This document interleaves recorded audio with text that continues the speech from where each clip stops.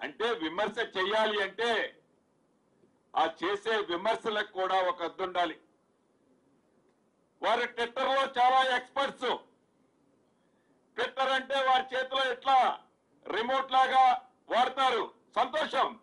వారి ట్విట్టర్ లో ఒకటి పెట్టారు. ఏం పెట్టారా అంటే ఐహెచ్పి కంపెనీ సెబీకి 20% మాకు ఈ వర్క్ లో షేర్ ఉందని పెట్టారని చెప్తున్నారు. ఐహెచ్పి కంపెనీ ఏఎంఆర్ జేబీలో ఏఎంఆర్ సోదా మాకు 20% సేవ్. ఈ ఐహెచ్పి కంపెనీ అనేది private public company, public issue ఉన్న కంపెనీ. ఈ కంపెనీ వర్క్లు ఏదన్నా వస్తే సెబీకి ఇంటిమేట్ చేస్తుంది. వారు చేసేటప్పుడు 20% ఉందన్నారు. కేవలం ఐహెచ్పికి ఉన్న వాల్యూ 20%. మిగతాది మొత్తం ఆ సుజన్ రెడ్డికి ఇచ్చాడు. వాళ్ళ బావమరిదికి ఇచ్చి ఆ డబ్బంతా పోగు చేసుకున్నాడు. అబ్బా, రేవంత్ రెడ్డి గారు నాకు భలే దొరికాడు లడ్డూలా, ఎమ్మటే దించేస్తున్నా, నేను ముఖ్యమంత్రిని అవుతున్నానని పగట కళలకు అంటున్నారు. నువ్వు చెప్పేదేంటి 20% ఐహెచ్పికి ఉందని వాళ్ళ జేబీలో పెట్టారు. వాళ్ళ జేబీలో పెట్టిన షేరు 20% అఫీషియలే. దాంట్లో నువ్వు కనుక్కొని ట్విట్టర్ లో పెట్టేదేంటి? నువ్వు కనుక్కుందేంటి? ట్విట్టర్ లో పెట్టేదేంటి? 8,888 కోట్ల అంకెక్కడిది? దాంట్లో 8,888 కోట్లు రేవంత్ రెడ్డి గారు దోచుకున్నది ఎక్కడ? వారి బావమరిది ఏంటి? పొద్దున్న లెగిస్తే నీ సంఖ్యలో, మీ నాయన సంఖ్యలో ఉండే ఉపేందర్ రెడ్డికి సొంత అల్లుడు సృజన్ రెడ్డి. అది మర్చిపోయి ఎప్పుడో 2015లోనే నువ్వు పాలమూరు రంగారెడ్డిలో ఇదే సుజన్ రెడ్డికి ప్యాకేజ్ 7 లో 1150 కోట్లు అఫీషియల్ గా నువ్వు ఇచ్చిన వర్క్. ఆ సుజన్ రెడ్డి ఈ రేవంత్ రెడ్డి గారి బావమరిదని నువ్వు రంగేస్తుంటే దెయ్యాలు వేదాలు వల్లించినట్లుంది. అంటే నోటికి ఏ పదం వస్తే ఆ పదం, నోటికి ఏ అంకె వస్తే ఆ అంకె, ఎవరి మీద పడితే అది మాట్లాడితే ఆ మాటకి ఒక వ్యాలిడిటీ వస్తుందని ఏదైతే తాపత్రయపడుతున్నారో అసలు దానికి స్పందించక్కర్లా. మేము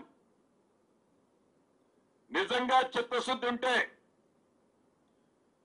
నిజంగా ఈ రాష్ట్రానికి మంచి చేయాలి, ఈ ప్రభుత్వాన్ని ప్రశ్నించాలి, మేము ప్రశ్నించే ప్రతి దాంట్లో నిజం ఉంది అనే నిజమైతే ఛాలెంజ్ చేస్తున్న కేటీఆర్ గారికి మీ ద్వారా ఈ 8,888 కోట్ల ఈసీబీ వాల్యూ, టెండర్ పిలిచిన వాల్యూ కానీ కనీసం ట్యాక్సులతో కలిపైనా అంత విలువ ఉంటే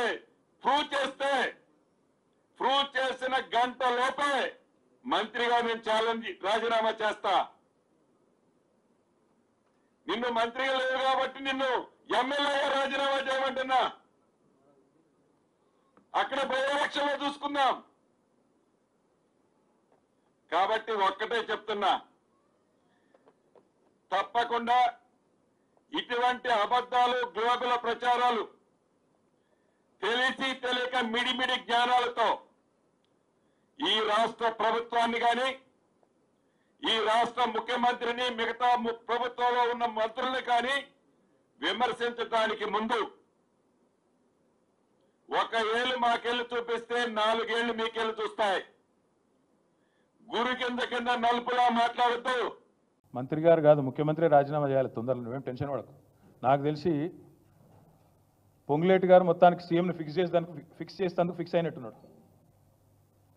ఎందుకంటే 2 విషయాలు క్లియర్ బ్రదర్. ఒకటి, ఈ ప్రభుత్వానికి చట్టాలు తెలిసినట్లేవు, చుట్టరికాలు కూడా తెలిసినట్లేవు. భార్య తమ్ముడు తప్ప ఆయన బావమరిది కాదంటాడు. భార్య తమ్ముడు ఏమవుతాడు తమ్మి? నీకు బావమరిదే కదా తమ్మి. నేను అదే అన్నా, ముఖ్యమంత్రి గారి బావమరిది అని నేను చెప్పిన. ఆశ్రిత పక్షపాతం అని చెప్పిన, ఆఫీస్ ఫర్ ప్రాఫిట్ అనే నిబంధన ఉందని చెప్పిన, అది ఎవరో తెలియదు, ప్రివెన్షన్ ఆఫ్ కరప్షన్ యాక్ట్ మీ రాజీవ్ గాంధీ తెచ్చిండు 1988లో చెప్పిన, సెక్షన్ 7, 11, 13 3 చదివి వినిపించిన. ఇవన్నీ విన్న తర్వాత పొంగులేటి గారు ఆగమేఘాల మీద వచ్చి ప్రెస్ మీట్ పెడితే నాకు అర్థమైంది ఏంటంటే అర్జెంటుగా ముఖ్యమంత్రి గారిని పదవిలోంచి ఊడబిక్కాలన్న ఎజెండా మంత్రి గారికి ఉన్నట్టున్నది. రూపాయి కరప్షన్ జరిగినా 8,888 కోట్లు జరిగినా దానికి ఖచ్చితంగా తప్పకుండా చర్య ఉంటుంది. ఆ అవినీతి వ్యతిరేక చట్టం కింద, ప్రివెన్షన్ ఆఫ్ కరప్షన్ యాక్ట్ కింద తప్పకుండా చర్య ఉంటుంది. నిజంగా మంత్రికి చిత్తశుద్ధి ఉంటే నేను రాజీనామా చేస్తా అని హుంకారాలు చేస్తున్నాను. నేను చూసిన మంత్రి గారు, నేను అడుగుతా ఉన్నా, నిజంగా నీకు చిత్తశుద్ధి ఉంటే నువ్వు రా, మీరు నేను ఇద్దరం కలిసి హైకోర్టు సీజే దగ్గర పోదాం, వెంటనే సిట్టింగ్ జడ్జితోని ఎంక్వైరీని అడుగుదాం. సిట్టింగ్ జడ్జి గారు కనుక ఇందులో ఏం జరగలేదు, మొత్తం పెట్టండి ఫైల్స్ ఆయన ముంగట, గతము ఇప్పుడు మొత్తం పెట్టండి, తప్పులేం జరగలేదు అని ఒకవేళ వారు తీర్పునిస్తే ఆయన రాజీనామా అన్నాడు కదా, రాజీనామా కాదు, నేను రాజకీయ సన్యాసం చేస్తా. ఇంకొక మాట, మా మంత్రి గారికి ఒకవేళ ఏమైనా ఇబ్బంది ఉంది హైకోర్టు సీజీ దగ్గర రావడం అనుకుంటే ఇద్దరం కలిసి కేంద్రంలో ఉండే సెంట్రల్ విజిలెన్స్ కమిషనర్ ఉంటాడు, ఇద్దరం పోదాం. నెక్స్ట్ వీక్ నేను పోతా, నువ్వు కూడా రా, టైం చెప్పు, డేట్ చెప్పు, ఇద్దరం కలిసిపోదాం, సివిసికి ఇద్దాం. మంత్రి గారికి నేను ముందే చెప్తా ఉన్నా, ఇప్పటికైనా తప్పు సరిదిద్దుకోండి, వెంటనే టెండర్లు రద్దు చేయండి. జరిగింది తప్పు, ముఖ్యమంత్రి కూడా నేను చెప్తా ఉన్నా, జరిగింది తప్పు 100%. ఇది ముమ్మాటికి నీకు తెలుసు, ఇరికిపోయినావు అని తెలుసు.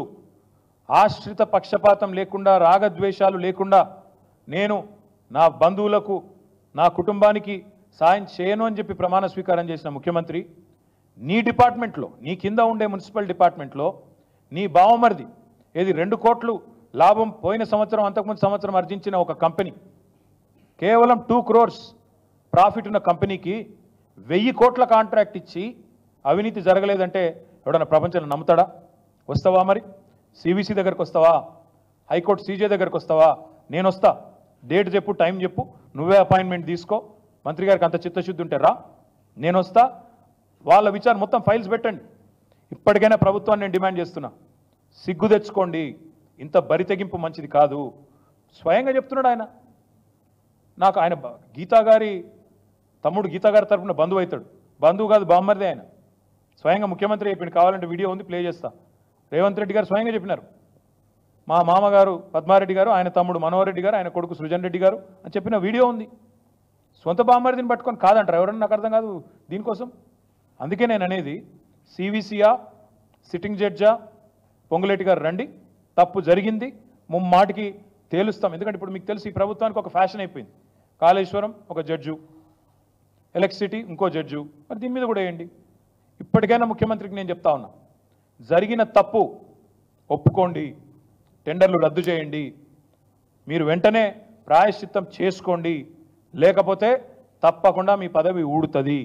ఆఫీస్ ఆఫ్ ప్రాఫిట్ అనే నిబంధన ఇదివరకు అశోక్ చవాన్ ఉద్యోగం పోయింది, మహారాష్ట్ర ముఖ్యమంత్రి, యడ్యూరప్ప ఉద్యోగం పోయింది, సోనియా గాంధీ గారు రాజీనామా చేయాల్సి వచ్చింది, మీకు కూడా తప్పదు, మీరు దొరికిపోయినారు. సరే, మంత్రి గారు హుంకారాలు గింకారాల గురించి, కొడంగల్ లిఫ్ట్ గురించి మళ్ళీ రోజు మాట్లాడతా, చాలా ఉంది చెప్పాల్సింది. ఎట్లా ఎల్ఎన్టీని డిస్క్వాలిఫై చేశారు, అంతర్జాతీయంగా పేరున్న ఎల్ఎన్టీని డిస్క్వాలిఫై చేసి ఇక్కడ ఉండే సుంకిశాలలో ప్రమాదానికి కారణమైన కంపెనీతో జతగట్టి, ఇదివరకు బండబూతులు తిట్టి ఆంధ్ర కాంట్రాక్టర్ అని, ఈస్ట్ ఇండియా కంపెనీ అని, మాఫియా అని బండబూతులు తిట్టిన వాళ్ళతో మీరెట్లా జతగట్టారు, ఎట్లా గట్టి ఇవాళ మీరు మీ కంపెనీ, అసలు మాకు అర్థం కూడా కావట్లేదు. ఈ రాష్ట్రంలో టెండర్లు పారదర్శకంగా, ప్రభుత్వ సొమ్ము, ప్రజల సొమ్ము పారదర్శకంగా జరగాల. కానీ ఎట్లా ఉందంటే వీళ్ళు ఎవరు ఎంత బరితెగింపు అంటే, ముఖ్యమంత్రి బామ్మరిదికి ఒక టెండరు, మంత్రి గారికి ఇంకో టెండరు, ఇంత బరితెగింప. ఎవరు ఏమనుకుంటారన్న భయం లేదు, అసలు ఇది తప్ప ఒప్ప అనే విచక్షణ లేదు. కనీసం సోయి ఇంగితం లేకుండా గుడ్డెద్దు చేనులో పడ్డట్టు ఇవాళ ఢిల్లీకి కప్పం కట్టాలి కాబట్టి నోటికి వచ్చినట్టు మాట్లాడతాం, ఎటుపడితట్టు పోతామంటే అన్నీ బయట పెడతాం. కొడంగల్ లిఫ్ట్ సంగతి మాట్లాడతాం, రియల్ ఎస్టేట్ స్కాములు, మీ 4th సిటీ అని 4 బ్రదర్స్ సిటీ ఏదైతే నడుస్తున్నదో అది బయట పెడతాం. మా పార్టీ నుంచి చేర్చుకున్న ఎమ్మెల్యేలు అన్నీ చూస్తున్నాం, ఒక్కొక్కరికి ఏమేమి జీవోలు ఇస్తున్నారు, కాన్సీమియా గూడ ఏంది,